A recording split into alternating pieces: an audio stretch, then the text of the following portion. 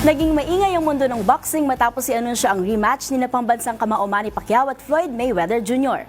Ang inisyal na usapan tutukan sa report na ito.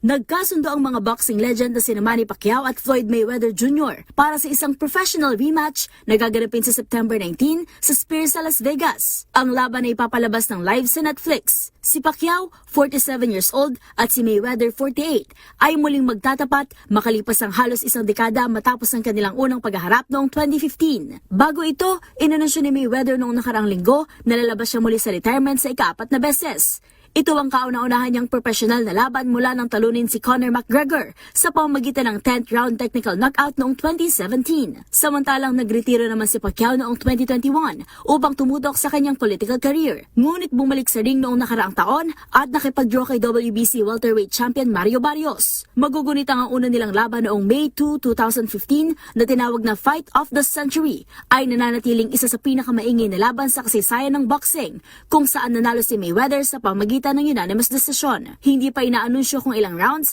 at anong weight class gaganapin ang rematch. Sinabi ni Pacquiao na may 12 world titles sa 8 weight class na matagal nang hinihintay ng mga tagahanga ang rematch. Samantalang iginiit naman ni Mayweather na may clean 50 wins at 0 loss record na magiging katulad pa rin ang resulta ng kanilang muling paghaharap. Inaasahang ilalabas sa mga susunod na linggo ang karagdagang detalye ukol sa undercard at ticket availability. Para sa MBC TV Network News, ito si Mili Borja ng DZRH TV, una sa Pilipinas, una sa Pilipino.